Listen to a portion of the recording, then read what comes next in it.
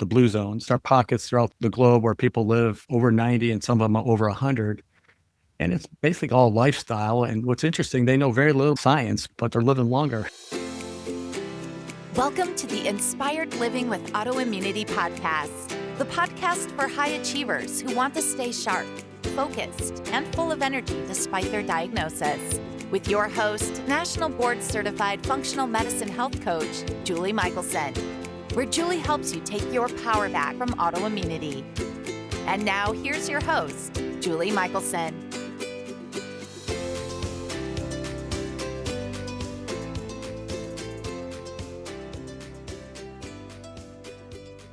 Welcome back to the Inspired Living with Autoimmunity podcast. I'm your host, Julie Houghton, and today we're joined by Dr. Jacko, a physician specializing in internal medicine, sports and regenerative medicine, preventive medicine, and longevity science.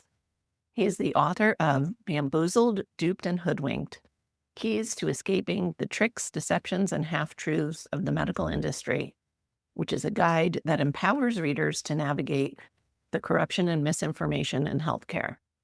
In his practice in Ohio, Dr. Jacko helps individuals achieve optimal health and vitality beyond the limits of conventional medicine. In today's conversation, we are talking about effective medicine as a partnership between the patient and physician, and the importance of lifestyle and the impact of purpose on health. Dr. Jacko, welcome to the podcast. Thank you, Julia. Thank you for inviting me. I am so excited for listeners to learn from you.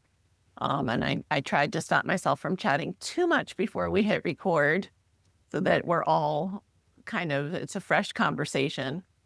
Tell us a little bit about either what drove you to write the book or just your shift in perspective of how you're practicing medicine now versus making an assumption here, but how you were practicing out of med school. Sure. Well, the book is basically an increasing amount of frustration over 35 years of practicing medicine. Now, the first 2/3 of my career, I mainly was dealing with athletes and middle-aged people who wanted to be active, as well as elderly people. And in that population, the focus on medicine is to help the patient achieve optimal function.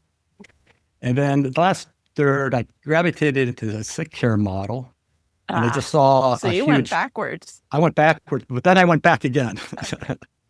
Yeah, I went backwards, and I saw a lot of the shortcomings of the sick care model, where the emphasis is primarily on medication, use of medications, very little emphasis on the foundations of health, such as exercise and diet, as well as stress management and proper sleep and those things.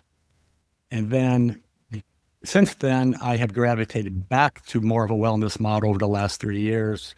I have a preventive medicine clinic that focuses on exercise, nutrition, longevity medicine. We have a fitness center, exercise a physiologist on staff, dietitian. So it's gone a complete 360. Full circle. Yeah. Yeah, full circle. Love it. I love it. I will say you're one of the rare ones who actually started out kind of focusing on function optimization, which is good. But I get you got there through the sports medicine kind of aspect. Well, that really goes back to medical school. I was injured a lot. I played a lot of sports and I was hurt a lot. And when in my medical school training, I graduated from medical school in 1986. And as we were being taught things, I always looked at it from the focus of an athlete. And there are things that we do to the average person, if you will, that you would not do to an athlete. You wouldn't treat the blood pressure the same way.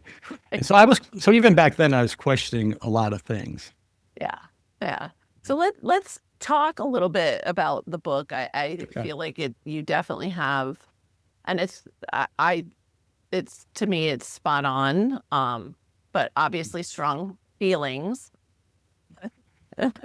Bamboozled, Duped, and Hoodwinked, Keys to Escaping Tricks, Deceptions, and Half-Truths of the Medical Industry. And right. I kind of understand the context a little better, that I could see the frustration had you been practicing in the sick care model all along.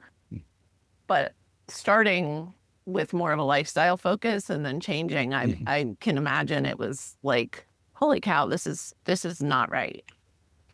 Correct. That conversion back to the sick care model was really an eye opener. And then, in intervening periods, there were so many new medications came out that I knew very little about. Yeah. So I had to educate myself, and part of that education process was sitting down and meeting with pharmaceutical reps to learn about their medications. And I kind of caught on to how they, shall I say, misrepresent some of the data to paint the best picture for medications. Yeah. Well, and the business of medicine, right? Right. When you, right. Yeah. Yeah, it's very much a business. I don't think there's necessarily anything wrong with it, but I think that has taken primary focus away from what we're really here to do, and that's to help, patients. Amen.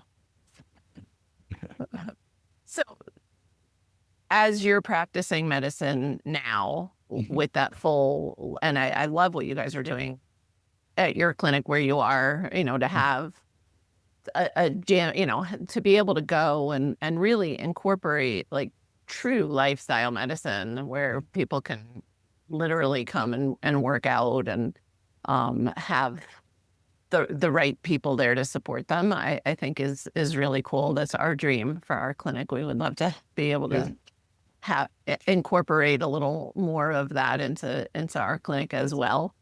I want to what are some, I've heard some of the things you said, and I was excited to talk to you about.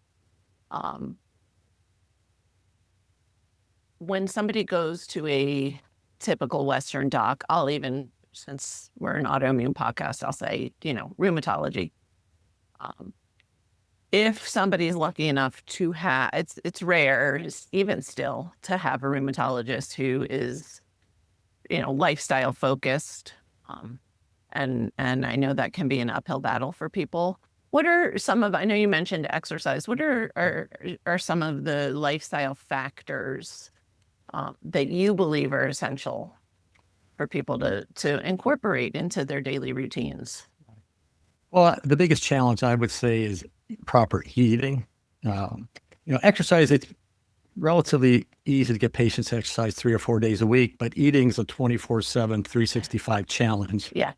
And many of us are on a pro-inflammatory diet, which is something that you would want to avoid if you have an autoimmune or a rheumatoid problem.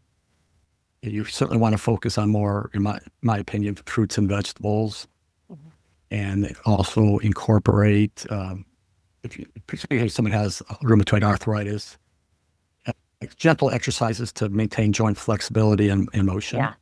Yeah. I like that you say gentle. I've worked with so many people that are over exercising. They may have, a handful of autoimmune diagnoses and I was there for a period in my journey too. They just didn't want to let go of that piece and didn't realize that they were really driving more inflammation by overdoing it consistently. Yeah. And it's unfortunately for those with autoimmune disease, it's really what I find a trial and error. You just have to find your body will tell you. What's your low. Yeah, the body's unfortunately doesn't tell you sometimes till the next day. Well, sure. But I mean, at least if you're then not ignoring it and adding on, that's kind of how we learn. Right. But everything really starts with movement. Yeah. Well, see, so true to your roots, right? And our bodies are designed to move. Mm-hmm. And I really think that when, I don't know how many years ago it was when they came out with like sitting is the new smoking, but really, and it's kind of like eating, right? Like we really always have to be conscientious about, are we sitting too much? Are we moving enough? Are we, versus whether we choose to pick up a cigarette or not, which hopefully no listeners are.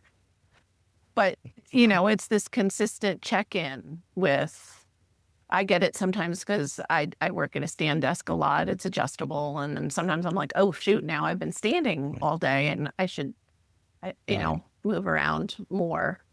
Yes, our ancestors didn't really have to worry about that too much. No. Most of us are very sedentary. We do have to, as you say, make a conscious effort to get up and move around. Yeah. And sometimes it just helps to have a schedule or some type of a program in place that reminds you to get up and move around every so often. Yeah. Well, and now are you a wearables fan? I mean, I feel like. I actually don't. Okay. I think it has a role. Hmm. But I think sometimes we get too driven by things. Like we have patients Sure. waking up at 3 a.m. to see if they're sleeping okay, which seems I like have told people before, like, because people they get really, and I'm like, you need to just put that away and stop looking at it. But I right. think some of those things can be helpful, whether it's an app on the phone, if you're somebody which always amazes me, I encounter this a lot, though, people who don't drink water, Mhm. right? Like, it's just not, Right. it's so interesting to me that, like, it's almost like that, either someone's a good water drinker or they're not. Right. And Yeah. just for creating the new habit, not Right. relying on, Correct. That's a good way. I think it's yeah, helpful in those early stages. yeah, And it's similar to what I tell patients about eating. When we eat, we're always converting things back into calories. And yeah, I would say it's got to be more like learning a language. At some point, when you learn a language, you got to quit translating it back into English and you just have to appreciate what that language means in that language. So when you look at a plate of food, you just have to appreciate this is a healthy meal. yeah. I got it in a good balance of fats, meat, protein, and carbs in there. I love So, that. Like, food yeah. is nourishment, and it is kind of sad that somewhere along the way we lost touch with that in day-to-day life, at least in this country. Mhm. And so, shifting that thinking back to, like you just said, like, really what's on your plate as nourishing your body, and and whole real food, which is a whole nother. Yeah, correct. Yeah, Yeah, too much processed food in our diets. yeah. So, but it's all, we're shifting, and so, um, hopefully, Well, yeah, what I see patients being more aware of those things than maybe prior generations or even my generation. When I played sports, we weren't even supposed to strength train because the thought was when muscle bound you, and there was no discussion on pregame meals or post workout and nutrition or anything. they used to do that. I remember, like, the spaghetti dinner for the Yeah, exactly. plates, right? That's what we had. Yeah. Well, we're not too dissimilar in age. Uh, But even back then, though, even though they didn't know as much and the focus was a little different, there was more real food. mhm. Even if it wasn't the best choices, it was at least made from real ingredients. Right. And I think that's, that's a whole nother, that should be Yeah. a part two book, because I believe it really is all connected to this, business of medicine being driven by pharmaceutical company model Mhm. is, to me, the same. It's like the body, right? It's interconnected with the food Yeah. system. Very much so. And some of it has to do with just the way we live life. Many times people don't have time to make their own, a homemade meal, and we're Yeah, relying on restaurants and fast food to yeah. accomplish And that. then I hear, I can't afford to, get Well, pastured meat. And I'm like, wait a right, minute, you spend $10 on something they call coffee every morning. That's not right. coffee. If you want something bad enough, you'll find a way to get it. Yes, it's true. That is very true. I've heard you talk. I want to touch on, and then we're going to dive a Mm. little deeper into the book. But um, I've heard you discuss the importance of purpose Mhm. in wellness, and I think it's really under discussed in Mhm. medicine. Correct. So, what to share with listeners, what you've seen in your years of practice, about sometimes, we look at a lab report, we're looking for the answer on a lab value, and I feel like purpose is often can be that driver of somebody getting well or staying well. Well, when you have a structure, so I would say you have to know what you're willing to live for, and to some degree, you have to know what you're willing to die for. Um, we sometimes don't talk about that, but among my patients, I've seen those who have a very strong purpose, and it doesn't have to be anything earth Save the shattering or world. game Yeah. changing. Yeah, you don't have to save the world or the whales, but you do have to have some reason to get up in the morning, Yeah. and it could be simple. I recall a gentleman, gosh, back in the 1990s. He was overweight, had high blood pressure, but he had a manufacturing plant and employed 200 people, and he would walk about 4 miles a day.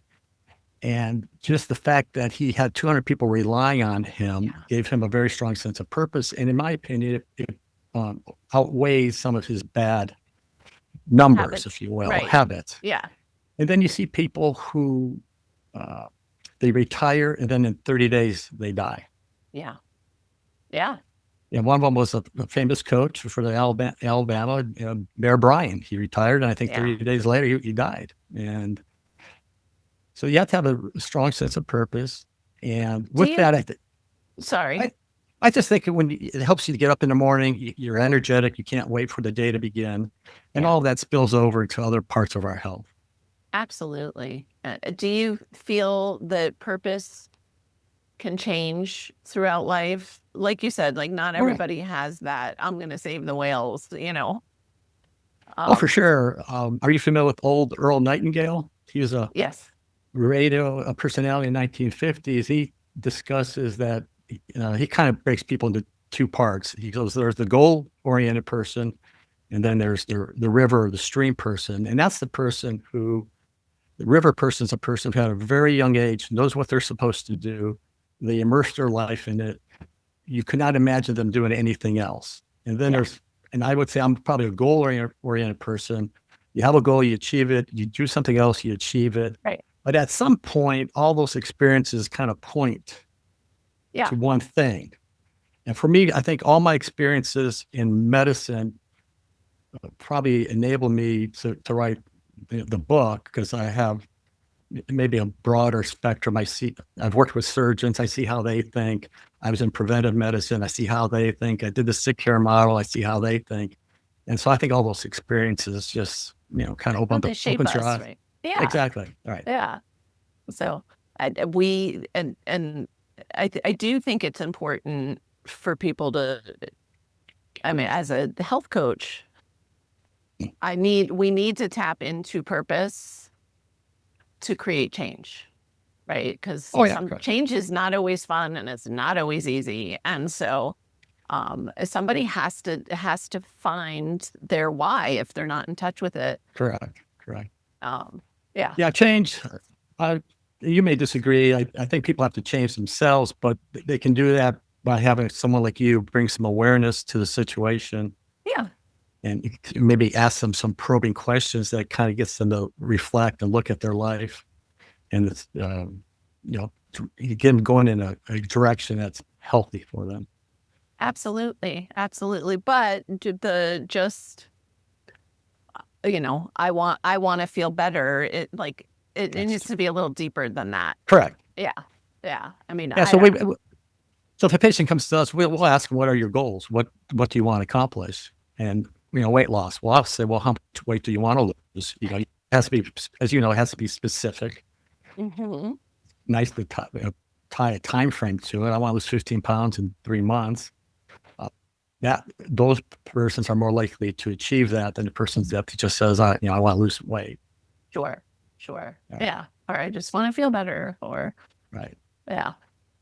I would love for you to share with us some of the big, and I know there's a lot, a lot of ahas in the book. But I want you to share, if you could share 3 things with listeners, to inspire them to go get the book. Okay. Well, there's probably 3 or 4 points that I try to really hit home. Number one, patients are only getting about half the information they need to make the best decision for themselves. Yes. And a lot of that has to do with the way, particularly drug studies, are couched. For instance, if you hear that a drug will lower your risk of heart attack by 33%, that's pretty impressive. What you're not told is that it takes 100 people to be on that medication for 5 years for one person to avoid the heart attack. Gotcha. So you get the half truth. I also make the point that medical science is different than, say, physics or math, where there's one right answer. Mm-hmm. A lot of the medical literature contradicts itself. Yes. And so you have to take that into account. Also, there's also a profit or a financial agenda behind some of the studies. Certainly, in my opinion, the pharmaceutical company would love you to be on every medication possible for as long as possible. I also make the point that this concept of evidence-based medicine has flaws, and my opinion, the medical establishment kind of picks and chooses when it's going to follow it. Yeah. And then I also raise the question, how much does medicine really benefit? It really doesn't add that much to longevity, although it certainly improves quality of life. Gotcha. Right. Most of the increase in lifespan is more related to clean water, sanitation, use of antibiotics for infectious disease, and really less so than interventions that on our part. Yeah. I mean, I always say, God forbid I need emergency surgery. I'm going to a Western trained surgeon. Like it's like you said, it's great for acute sick care. And I think so much of this chronic illness epidemic that we're in now is because we have gotten so far away from how we were created to live. Mm-hmm. We were talking about sitting, standing, moving earlier, right? Like it's all the things. Food isn't food, the toxin load, and it's this whole bundle. And it is interesting because our clinic is also focused on longevity, and things that work to increase quality of life, and I talk about health span, like maybe it's because my maternal grandmother is the only relative I have that lived a long life, but the last 10, 15 years of her life, she wasn't really, she was physically alive, but she didn't participate in life. It was not good. And so I'm like, no, I don't want to be here. I don't need that extra 10, 15 years of just laying in my bed. That's horrible. And so the health span piece. Correct. In the book, I talk briefly about the blue zones. Yeah. And, for the listeners, these are pockets throughout the globe where people live over 90 and some of them are over 100. And it's basically all lifestyle. And what's interesting, they know very little about science, but they're living longer. So, right. Yeah. And a lot of it's diet, a lot of it's activity. They're not exercising per se, but they're just active throughout the day. Right. And which I think is really important for, again, back to that. How have people lived that's what's special about the blue zones is they're still living. They have purpose. They have community. They have the movement. They have the real food. They have all those innate supporters of health. And they view the elderly as wise and sages that can still contribute and that they can still listen or learn from. Yes. Which we tend to discard the elderly at some point. And I think that back to when you were talking about the retirement, right? I think having a society where elders are revered and have something to contribute gives them purpose. Right. Sure. So they have continued purpose throughout their life. And so no wonder they live longer. Like but more importantly, better, and they appear to be living a slower pace of life. We're all guilty of it. We're all on this treadmill. And for some of us, the treadmill's really going nowhere. Yeah, absolutely. So the concept you talked about the concept of evidence-based medicine. So it just made me think of a pet peeve of ours is the terminology, standard of care. Can we talk a little bit about, I'm just making assumptions now that you're on the same page with me. There, how do you think about when you hear standard of care? Well, the standard of care in part is based on expert opinion and based on scientific studies. Okay. Now, if you read, there's a Canadian physician by the name of David Sackett. He's kind of considered the father of evidence-based medicine. And he would say it's not to be cookbook medicine. It doesn't take away the patient's choice. Yeah. Basically, you look at the highest level of evidence that applies to that particular patient. And we have kind of gotten away from the original meaning of that term, of that Right. evidence-based medicine. And here in the United States, it's really become very much cookbook medicine. It really matters very little who you see. If you're seeing an employed physician by a hospital system, you're going to get the same advice most likely, Mm, which was very different than years ago when physicians had different opinions. And as you as a patient, you would gravitate to sure. someone that was aligned with your thinking. Yeah. And I also think it's a control mechanism. Yeah. Absolutely. Well, You- and I like we think to me when I like standard of care, I believe at this point, and I know it evolved, is really driven by insurance companies. And I Mhm. don't want an insurance company making my medical decisions where if something is because you practice some regenerative medicine, longevity medicine, things that are out of that Mhm. box. And it's like, well, we don't want standard of care. We want better than standard of care. We want Right. personalized precision Correct. medicine. Which is what we're supposed to be doing. But in reality, we are practicing population-based medicine, and we're doing it because the insurance companies, they're hedging their bets. Gotcha. So they don't mind paying for a medication, even if 99 people don't benefit from it, because it's less expensive as long as one person benefits and avoids that heart attack. So we're putting everybody on medications. You will benefit, but at the same time, the insurance companies save money by that approach. Gotcha. And so I think that is part of what drives this use of overprescribing medications. Gotcha. Yeah, Yeah. that makes sense. I want to touch on you talked about because I look at your book as empowering for people, right? It's about empowering patients, Mhm. giving them perhaps a different perspective. I think a lot of people um, will come away with a different perspective, perhaps than they had before they read the book. But you talked about patients making informed decisions. Mhm. Um, let's talk a little bit more about tips you may have for patients to advocate for themselves, because I still see I work with so many people who just do what the doctor said, and it's not a conversation, and they don't feel like they're getting options. I've had patients with Crohn's fired by their GI doctors because they won't take the medication and they want to try a lifestyle approach first. Like,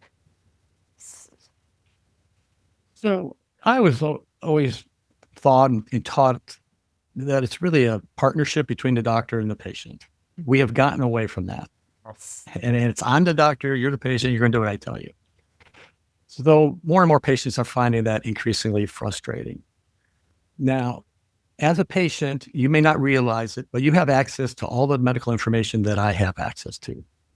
Now, you may not understand it, but you could at least access it. And if you have something and you have a question about it, you take it in to your doctor and ask them to clarify some things.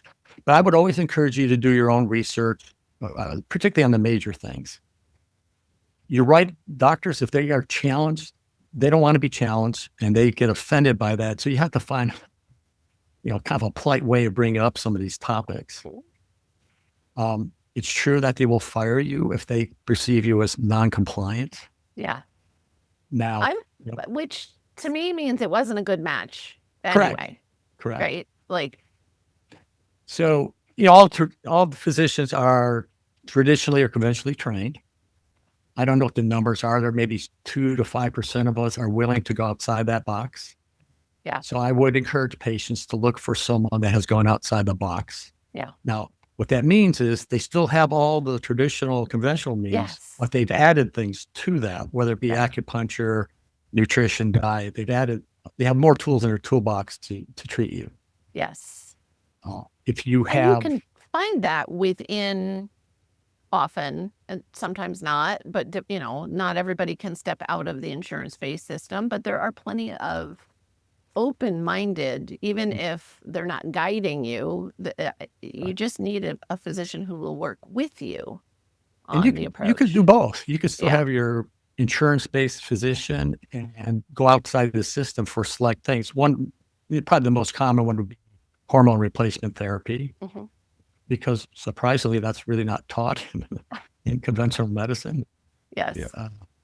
So that's probably the most common area where you can go outside. You can go on the internet, look for functional medicine and anti-aging medicine, what have you, and you can combine physician directories or Mhm. find a physician in your area that has some additional training.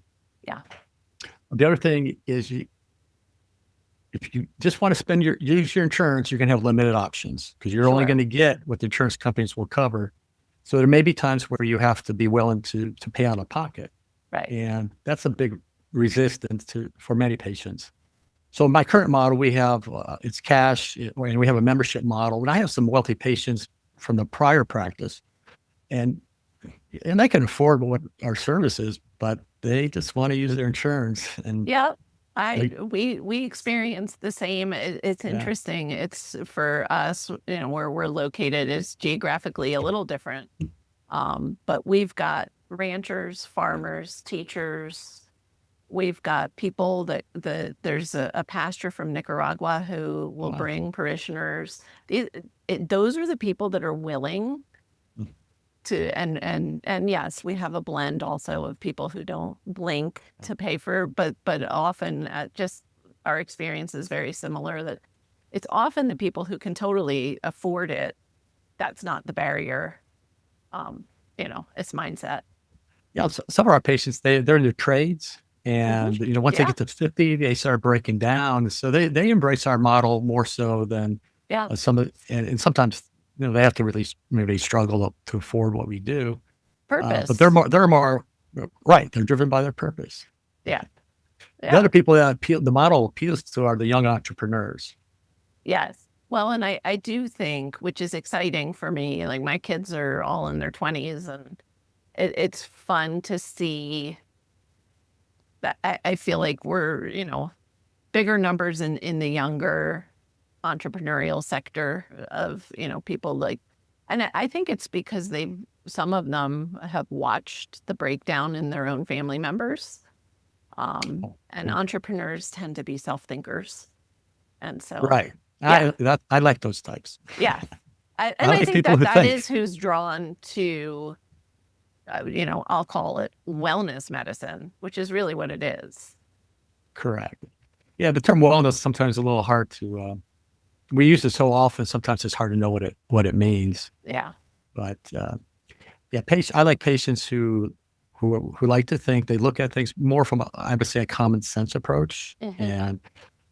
and very few doctors do that. We're just so we got the blinders on most of the time, and we're just kind of doing what we've been taught and what we've been told.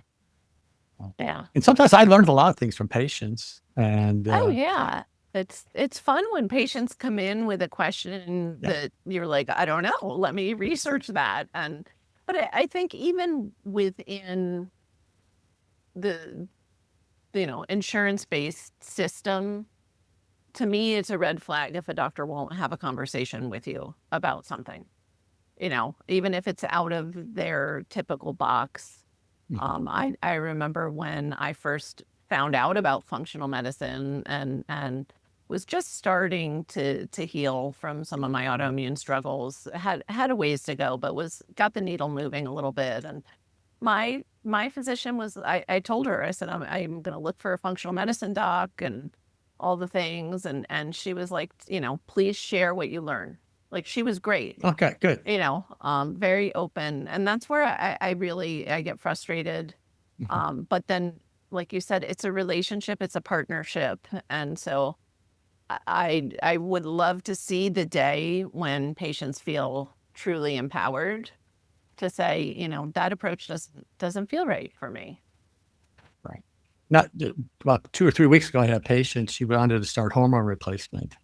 Her GYN lives like 2 doors down from her, and they've been friends. And she just really got mad at her for wanting to consider that. And then so she saw her primary care physician who was okay with it, just didn't feel comfortable doing it. Well, thank goodness. Yeah, and that's good. You need Better to know than what not. exactly. But she was open to it, and then somehow she gravitated to our practice. Yeah. But you have two examples there. You have the physician who's somewhat open-minded for her Right. primary care. Then you have the GYN that was totally closed-minded. Yeah. Well, and mine, I've talked about it on the podcast before. It's been 5 years now. I had a hysterectomy with oophorectomy. And when I came in for my follow-up, the gynecologist from surgery, the gynecologist said, well, you stopped your progesterone, right? Because you don't have a uterus anymore. And I'm like, so you want me on unopposed estrogen? And I just was like, Yeah, thank you that's for doing an amazing job with the surgery. So that's a sometimes it's common. better when they just say, I don't do Right. that, and patients just find the right person. Well, your story is real common among the GYNs when a woman no longer has her uterus. You don't need progesterone. And I'm like, but I have a brain and a heart and all these other organs. I would like to keep healthy. Yeah.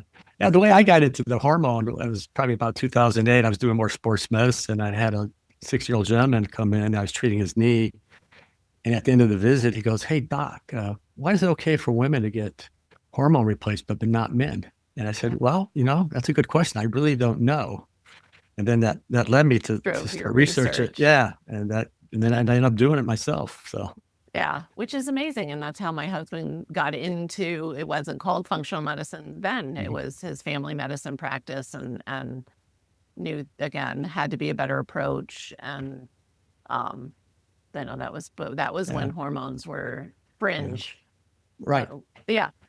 Well, we're getting there. Things are changing with all the other health professionals, the naturopaths, the acupuncturists, and just the internet. People are being exposed to more of these other health professionals. So I think it's going to lead to a more integrative approach.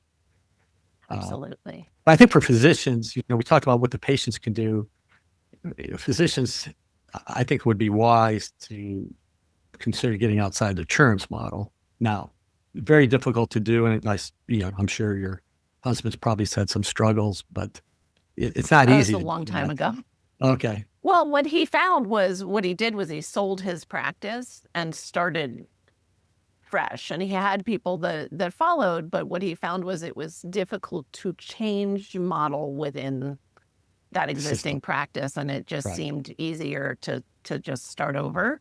Right. And so, but I think it goes back to purpose and values, and like you said, the self-thinkers, the questioners, as far as prioritizing, like, where do we spend our dollars, and how much money is declining as you age going to cost you versus finding the right physician and prioritizing good healthcare. Right. So if economic production is creating value by way of a product or a service, when we go look at our chronic disease management, we're really not creating that much value. Right. Yeah. No. Yeah. We do so on the acute care, but not the chronic care. Right. Which is, again, I think that was what the system was definitely created for. But I would, for a young physician to come out of training, you're used to kind of being poor. I would just say, go into a more of a membership model right out the start. Yeah. That's the wisdom from your perspective now. I'm not calling you old, by the way. I didn't mean it that way. No, 35 years of wisdom in one sentence there. It is amazing. The unfortunate thing, physicians are getting frustrated. They're leaving. Unless the system changes, it's going to be bad for all of us. Well, and I think, it always needs to be kind of a critical fail for a system to get recreated. But I have had the question of, like, who would want to be, who would want to put themselves through medical school, go into all of that debt to enter the model as it currently is now? It's horrible. There's one physician online community on social media, and they did a poll. 70% of the physicians are discourage their kids from going to medicine. Isn't that And sad? when I see, it's very sad. And when I see parents whose kids are going to college, the ones that are going to medical school come from non-physician parents. Yeah. Yeah. And that comes from physicians. So Interesting. Well, and it is. It's just because of, the current situation and the current model. And I think as more functional medicine grows, cash practices grow, this other approach gets more traction. I forget because, I work in the clinic and I'm surrounded in this beautiful, wonderful model. And the only reminder is if I take a different route home, because we kind of live in the country, and it's when I take a different route home and I see all the lines around the fast food joints, and I remember like, oh yeah, I live in a bubble. We've made progress, but there's right. more to gain for sure. Well, there's nothing better than being around like-minded people who love what they do. They're energetic, they're passionate. Yeah. And it just spills over into everything. And the patients sense that as well. Yeah. Well, and they feel better, like it's, again, the relationships are priceless. I personally, from my journey into functional medicine, that's my purpose. My passion is helping people take charge and really do understand. I don't know that I'll be alive to see the day a rheumatologist tells somebody newly diagnosed, that they can heal. I'm sure there are some, but in general, like I would love for nobody ever to be told what I was told, which was, expected decline. We'll manage it the best we can. Right. Like, no. One thing I've been using on some of my autoimmune patients is low dose naltrexone. Yeah. And I actually had a patient, she's a rheumatologist, and she was quite excited about it. Good. See, and that's the best is when we talk about this all the time, treating other providers, right? It's the butterfly effect because you just got buy-in, and I guarantee you she'll be incorporating that into practice. Yeah, she was the patient told me that the rheumatologist was very excited that someone was willing to do that. That's great. Yeah. I So know. we are making it. Right. We're chipping away slowly. Yeah, we're getting there. So, well, I so appreciate it. And is Amazon the best place to find the book? Amazon and also Barnes and Noble. Okay, nice. And then I do have a website. It's JackoMD180.com. So the 180 is, means a change in direction. And I love it. That, I was smiling when I first checked out your website. I was like, oh, I like it.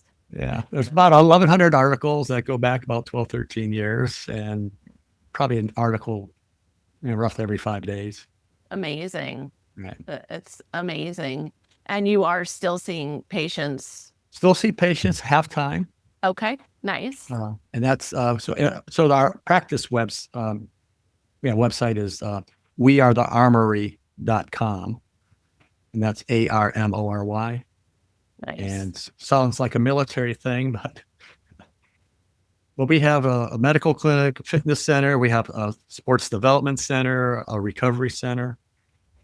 Great. That's amazing. Hopefully one-stop shopping. I love it. I think that we should have those everywhere. I really do. I think that it's part of the solution for sure. Listeners are trained to lean in at this point because they want your tip for one thing that they can do starting today to improve their health. Well, it's 35 years. Come on, you've learned. So you got something for us. Focus on eating properly and do your research. I like it. I know. And trust your instincts too. Oh, that all really, really amazing. So, and I'll even reverse it. Trust your instincts first. Yeah, I agree. Now that I said it, I agree with you. I think so much of it. Have you seen this in practice? women, and it may even go back to that doctors know all kind of mentality that we were raised with. Sorry if I just let the secret out of the bag, that doctors are human too. But women are taught to be polite, and I feel like so many women that I work with, part of their illness journey has been not trusting their instincts and not, because sometimes it's not polite Mm-hmm. to. So do you find a difference in your like male versus female patients, or not so much? I would agree with what you say. I mean, I think on one hand, everybody understands their body, but women are more in tune to their body than men are per se. Gotcha. And I think what women sometimes feel, they may be embarrassed or don't want to bring up because they're going to be shot down by the doctor. Gotcha. It's all in your head. It's Yeah. not real. Yeah. Yeah. I think trusting your instincts is Well, just gold. I mean, really, and it sounds so easy to say. It takes relearning sometimes for people that have kind of pushed that down.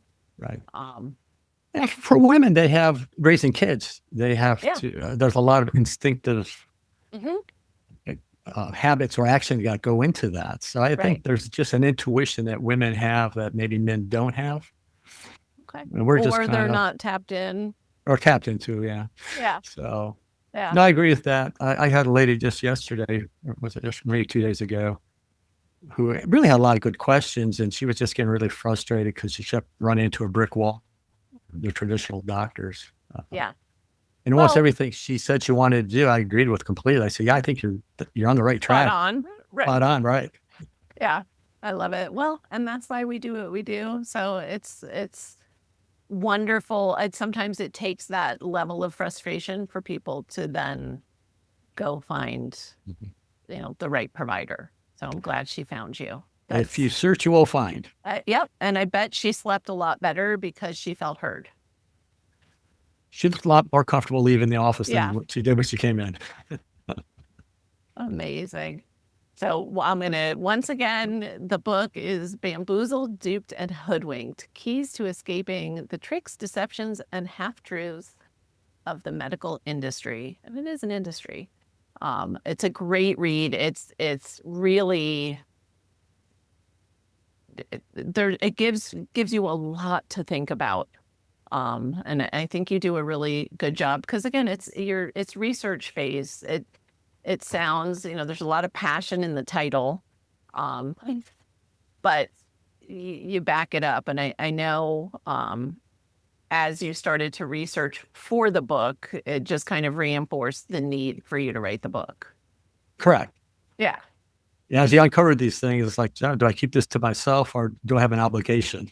Yeah. And I felt the obligation. Well, we're glad you did, and I appreciate your time and your wisdom, and encourage listeners to check out the book. And Amazon gives you like a nice, if like you can preview some of it too, if people are a little like, I don't know.